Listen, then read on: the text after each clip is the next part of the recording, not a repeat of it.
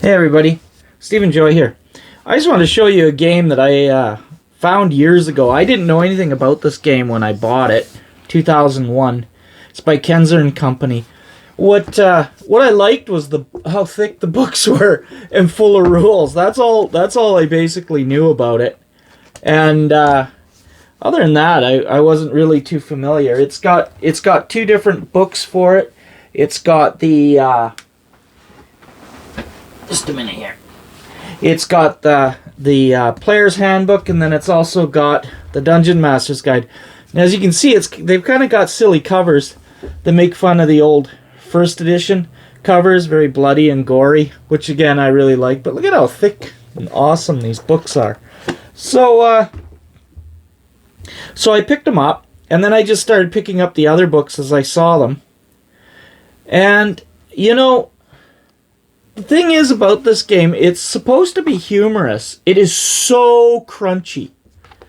It's unbelievably crunchy, which at the time that I bought this, I absolutely loved crunch. As you can see, look at this type font. It's like a 10-point type font. Two columns. And the book is just massive. But now, as the title said, is Hackmaster the real second edition? And the reason I say that is because I played second edition a lot, and I loved the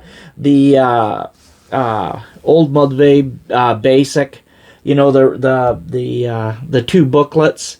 I absolutely loved that, and I couldn't get anybody to play it. Everybody wanted to play Advanced Dungeons and Dragons, so I wound up playing that and DMing that. But I really loved the basic game, and I got into second edition D&D, and I managed to get everybody to play it. They're into it. And the reason I liked it so much was because it reminded me so much of basic D&D. It kind of felt like it was a basic D&D taken to the next level. It did not feel like Advanced Dungeons and Dragons, the first edition, taken to the next level.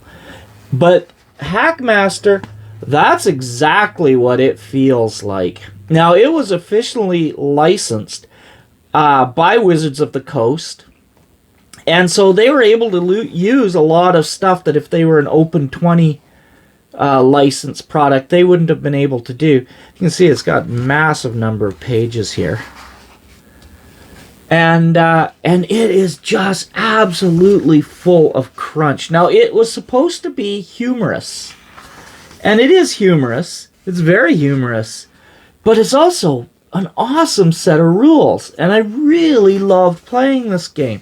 It is so cool, and it really, really did feel like a revamp of the first edition rules, and that's really what it is. As you can see, the cartoons in it. Yeah, so I just thought I would point this out in case some of you have never seen it before, and because if you love old school crunch and a lot of... I mean, this is crunchier than Rollmaster. This is so insanely crunchy. And, let me show you some examples. You've got quirks and flaws. Where's this? There's this one part of it that's... Maybe it's not in the players... Maybe it's not in the players section. I don't remember where it is. It might be in the Dungeon Masters part.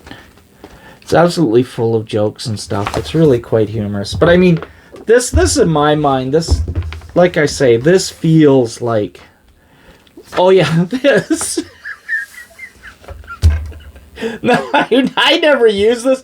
I had to ignore this. I had to keep track of... Because I read through this numerous times. You're supposed to plot a character's honor on this, or their alignment. It's insane. It's so complicated. I love it because it is humorous. It is hilarious. You have to do that a little bit with this game, or at least I did. I had to kind of pick and choose which rules I was going to pay attention to. And I did that in first edition D&D too, frankly. Oftentimes in first edition D&D, I didn't even know if the rules were there or not. So, yeah. And then, where is it? Is it in here? Just a minute here. This book is so big. It's... Yeah, here. So if you remember, I did a video on Rollmaster and the arms law and claw law and using that in D&D for a critical hit system. Well, this has... This is awesome. You see I've got a bookmark. This is awesome. This is the hit location table. And then these are the tables that you use to determine the hits, the critical hits and stuff. It actually reminds me quite a bit of Rollmaster. But yeah, you've got a roll, 10,000 D roll. More tables. More tables. This is why I bought this, is because of all the tables. I love this.